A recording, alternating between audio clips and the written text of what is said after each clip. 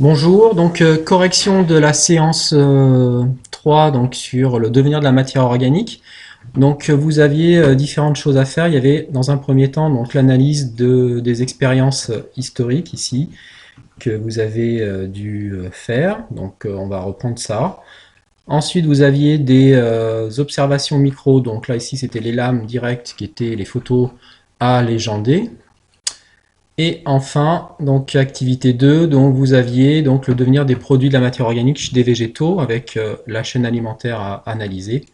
Et enfin, donc les énergies fossiles donc, et leur formation. Pour le corriger, donc quand on regarde la première expérience, ici je vous ai présenté ça sous forme d'un tableau pour que ce soit plus clair. Donc on fait bien à chaque fois les différentes étapes, je vois, éventuellement je sais que, et puis j'en déduis que. La première expérience ici, on voit quoi? On voit que quand il n'y a pas de lumière, la bougie elle s'éteint. Qu'est-ce qu'on sait? On sait que la flamme donc, a besoin d'oxygène pour pouvoir brûler.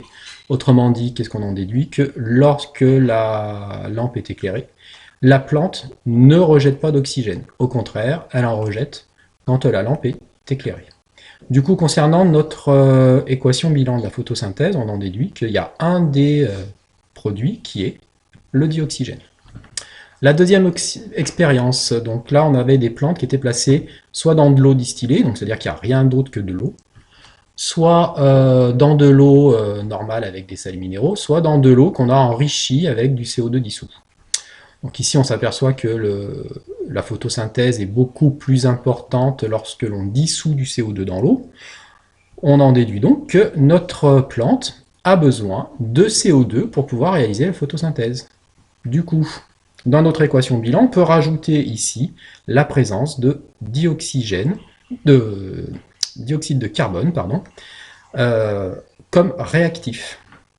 Et enfin, donc la dernière expérience, elle vient confirmer donc le besoin de dioxyde de carbone, de lumière, donc du côté réactif, et la formation de dioxygène du côté des produits.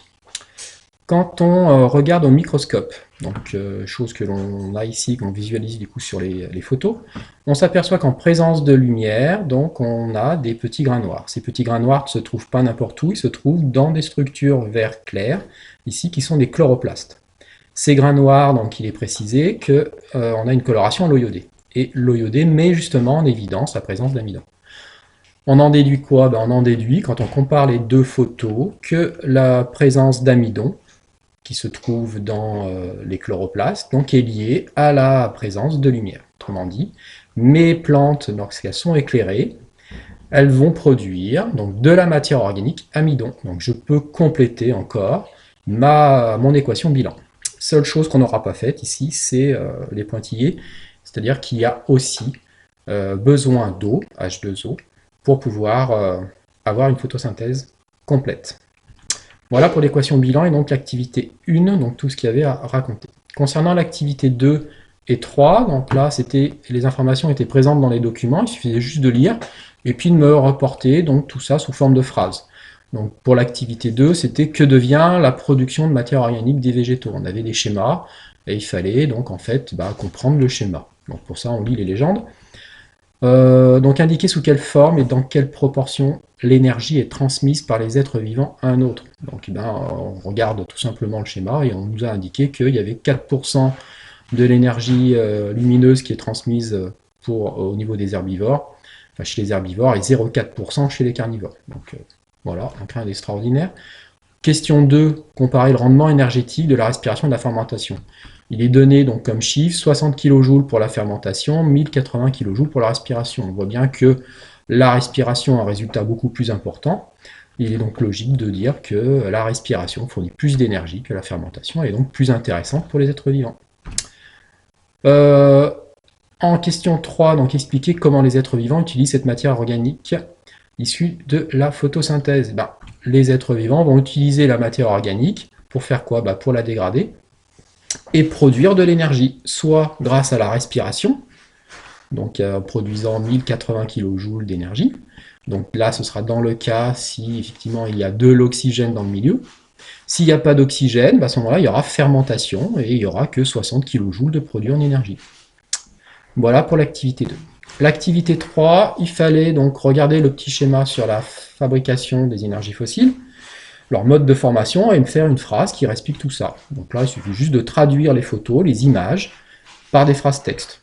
Donc là, on a une première étape qui correspond, donc on a une grande forêt avec des débris végétaux qui sont recouverts progressivement par des sédiments.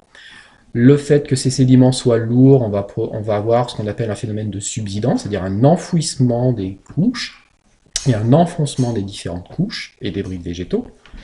Et c'est suite à un enfoncement donc suffisamment important donc les végétaux vont former progressivement du charbon ou du pétrole.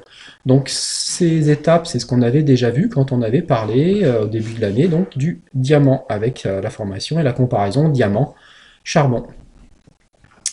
Question 2, donc expliquer pourquoi les énergies fossiles ne sont pas des énergies renouvelables. On nous explique dans le texte qu'il faut plus de 200 millions d'années pour former donc, nos énergies fossiles, charbon ou pétrole. C'est un temps qui est extrêmement long à l'échelle humaine, donc du coup ça explique que les stocks ils ne sont pas renouvelables tout de suite. Au contraire donc, des énergies renouvelables comme le solaire, l'éolien, etc. Question 3, expliquer en quoi le charbon est bien issu de l'énergie solaire et pourquoi on peut parler d'énergie fossile. On a vu que les végétaux donc, vont fabriquer leur matière organique et donc du coup, vont grandir grâce à la photosynthèse et donc du coup à l'énergie lumineuse. C'est donc pour cela que, vu que le charbon est issu de la dégradation des matières organiques végétales et que cette matière végétale est issue de l'énergie solaire, qu'on peut parler d'énergie solaire fossile. Voilà pour cette activité donc qu'il fallait donc bien sûr me faire.